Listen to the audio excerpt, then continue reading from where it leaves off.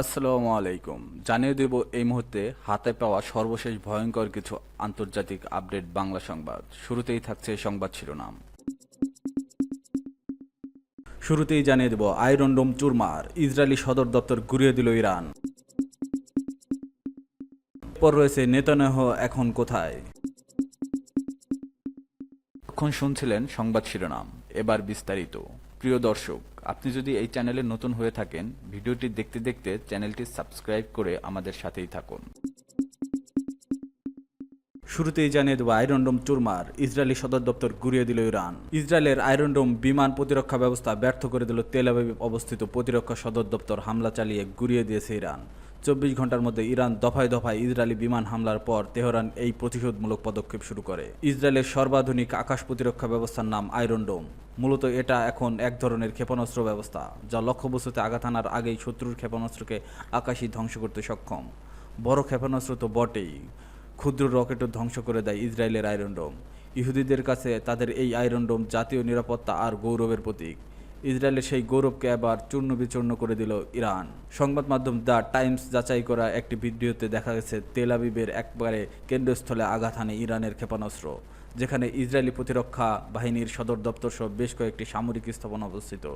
এই ভিডিও ছড়িয়ে পড়েছে সামাজিক যোগাযোগ মাধ্যমে। 19 সেকেন্ডের ওই ক্লিপে দেখা গেছে ইসরায়েলের আয়রন ডোম একটি ইরানি ক্ষেপণাস্ত্র বাধা দেওয়ার চেষ্টা করছে, তবে ক্ষেপণাস্ত্রটি ওই আয়রন ডোম ভেঙে চোখের পলকেই প্রতিরক্ষা সদর দপ্তর আঘাত হানে।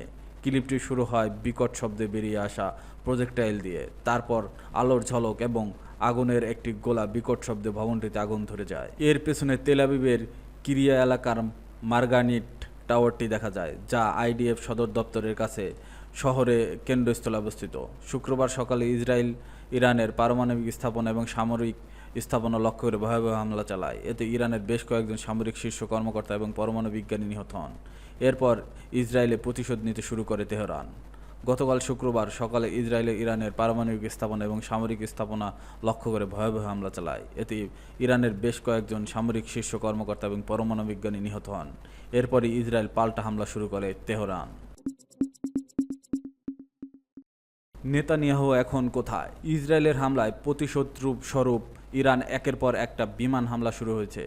এই সংকটপূর্ণ পরিস্থিতিতে নিরাপত্তার কারণে ইসরায়েলের প্রধানমন্ত্রী বেনিয়ামিন নেতানিয়াহু গোপন স্থানে চলে গেছেন। শুক্রবার স্থানীয় সময় মধ্যরাতে ইরানের যে হামলা চালায় ইসরায়েল, তা মধ্যপ্রাচ্যে নতুন করে উত্তেজনার জন্ম দিয়েছে।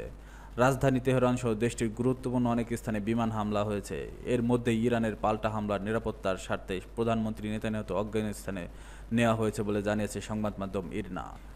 ইরনার প্রতিবেদনে উল্লেখ করেছে যে হামলা শুরু হওয়ার সাথে সাথে বিশেষ নিরাপত্তার অংশ হিসেবে নেতানিয়াহুকে অজ্ঞাত গন্তব্যে স্থানান্তরিত করা হয়। ধারণা করা হচ্ছে তাকে গ্রিসে নেওয়া গেছে। ইসরায়েলি সংবাদ মাধ্যম প্রকাশ করছে যে নেতানিয়াহু উড়োজাহাজকে ইসরায়েল ছাড়তে দেখা গেছে। সেই মুহূর্তে দুইটি জঙ্গি বিমান তাকে পাহারা দিচ্ছিল, যা তার নিরাপত্তার ব্যবস্থার অংশ হিসেবে মোতায়েন ছিল।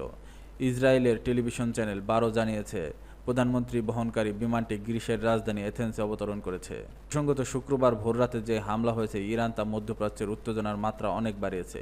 হামলায় ইরানের ঊর্ধ্বতন 20 কর্মকর্তা, সামরিক কর্মকর্তা নিহত হয়েছেন, যাদের মধ্যে রয়েছে ইরানের সশস্ত্র বাহিনীর প্রধান major general Mohammad বাঘেরি, Islamic revolutionary গার্ডের কোরের প্রধান মেজর জেনারেল হোসেন সালামি সহ খাতাম আল অনবিয়া ঘাঁটির কমান্ডার মেজর জেনারেল গোলাম আলী রশিদ। ইরানে এই হামলার পর সেনাবাহিনী হুঁশিয়ারি দিয়েছে যে এর উপযুক্ত জবাব দেওয়া হবে, যা মধ্যপ্রাচ্যে আরও অস্থিরতা ও অনিশ্চয়তা সৃষ্টি করতে পারে।